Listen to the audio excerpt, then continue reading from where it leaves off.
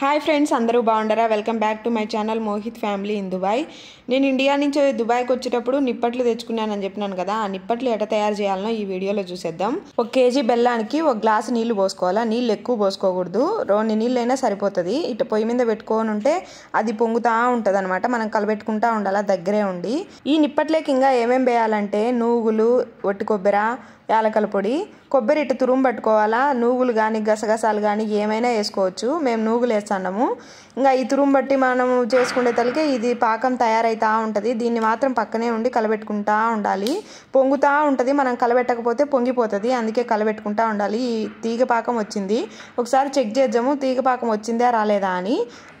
Check చేయాలంటే ఇటు కొన్ని ప్లేట్లోకి నీళ్ళు తీసుకొని మనకు అయ్యే పాకం కొంచెం కొంచెం దీంట్లో వేసుకుంటా కలబెట్టుకుంటా ఉండాలి. ఇటు నీళ్ళల్లో కలిసిపోతే అది అసలు పాకం వచ్చినట్టే కాదు, ఊరికే బెల్లము కరుగుతూ ఉంది అని అర్థము. ఇట్ట పాకు వచ్చే కొద్దీ ముదిరే కొద్దీ పొంగు అణిగిపోతూ ఉంటుంది. అదే మనకు గుర్తు అనమాట. పొంగు అణుగుతుందంటే మనకు పాకం తయారైతుంది అని. మళ్ళీ ఒకసారి చెక్ చేసినాము, కానీ ఇది కూడా ఏమంత ముద్దగా రాలేదు. ఇటు కలుపుతూ ఉంటే నీళ్ళల్లో కలిసిపోతుంది, కొంచెం కొంచెం ముద్దగా వస్తుంది. మళ్ళీ ఒక 5 నిమిషాల తర్వాత మళ్ళీ ఒకసారి చెక్ చేసినాము. ముచ్చటగా 3వసారి అయితే మన పాకం తయారైపోయింది.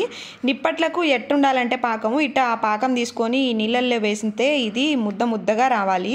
చూడ్డానికి ఎండు ద్రాక్ష మాదిరి రావాలి. ఇట్ట ముద్దగా నీళ్ళల్లో కలిసిపోకుండా చూడండి ఎంత ముద్దగా వస్తుందో. ఇది వచ్చిందా రాలేదా అని నేను మళ్ళీ చెక్ చేసినాను. చాలా బాగా వచ్చింది. మళ్ళీ నేను కలబెడతాను కానీ నీళ్ళల్లో కలిసిపోలే. ఇదైతే నిప్పట్ల పాకు నేను చెప్పినట్టు చేస్తే మాత్రం మెత్తగా చాలా రోజులున్నా ఎన్ని రోజులున్నా మెత్తగానే ఉంటాయి నిప్పట్లు. ఇట్టుండాల పాకం. మళ్ళీ ముదిరిపోతే మాత్రం మళ్ళీ గట్టిగా అయిపోతాయి. లేతగా రాకుండా అంత ముదురుగా కాకుండా ఉండాలా. ఇంకా మనం తయారు చేసి పెట్టుకున్న నూగులు, కొబ్బరి, యాలకల పొడి అన్నీ ఒకదాని తర్వాత ఒకటి వేసుకొని కలబెట్టుకోవాలా. ఇది తడిపిండి, బియ్యం పిండి. బియ్యం ఒక రోజు ముందు నానబెట్టుకొని వాటిని ఆరబోసుకొని పిండి ఆడించుకొని వచ్చి అప్పటికే చేయాలా. తడిగా ఉండంగానే, ఎక్కువ తడి ఉండకూడదు, ఎక్కువ పొడి ఉండకూడదు, ఒక రకంగా ఉండాలి. అయితే పిండి పైనుంచి ఒక మనిషి పోస్తా అంటే కింద ఒక మనిషి గెలుకుతూ ఉండాలి. మా అమ్మ పిండి వేస్తా అంటే మా నాన్న గెలుకుతూ ఉండడు. నేనేమో పైన నిలబడుకొని వీడియో తీస్తూ ఉండా. ఇట్లా కలుపుకుంటూ ఉండాలా, లేదంటే అంతా ఒకసారి పోసినా గడ్డలు కడుతుంది. ఒకరు పిండి పోస్తా ఒకరు కలబెట్టుకుంటా ఉంటే ఏం గడ్డలు కాదు, నీట్గా వస్తుంది. మా నాన్న మధ్యలోనే కలబెడతాడని మళ్ళీ మా అమ్మ చేతికి తీసుకొని చుట్టుపక్కల ఉండేదంతా కలబెట్టాలా అని మా అమ్మే గెలికింది. బెల్లం నిప్పట్లకు కొలతలు మాత్రం పక్కాగా ఉండాలా. బియ్యము, బెల్లము, నీళ్లు అన్నీ సరిపడా తీసుకోవాలా. నేను ఒక పడి బియ్యానికి 1 కేజీ బెల్లము 1 గ్లాసు నీళ్లు తీసుకున్నాము. కరెక్ట్గా సరిపోయింది.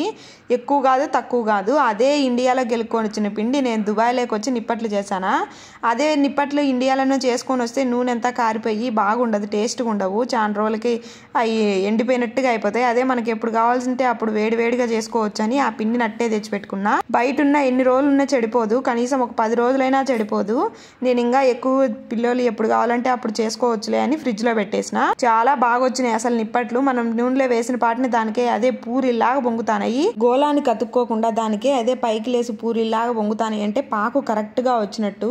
పాకు ఏమాత్రం డిఫరెన్స్ వచ్చినా అవి గోళానికి అతుక్కోపోవడమో గట్టిగా రావడమో ఏదో ఒక రకంగా వచ్చాయి. కానీ మేము చేసుకునేది మాత్రం పర్ఫెక్ట్గా వచ్చినాయి. నూనెలో ఏం చేయాలని నాకు భయము. నా ఏళ్ళు ఖచ్చితంగా మునుగుతాయి. వడలు కానీ నిప్పట్లు కానీ ఏమైనా. కొంతమంది ఏం చేస్తారంటే నిప్పట్లు నూనెలో నుంచి తీసేటప్పుడు చెక్కలు పెట్టి ఒత్తేస్తారు. నూనె అంతా బయటికి పోతుంది, నిప్పట్టు ఉంటుంది.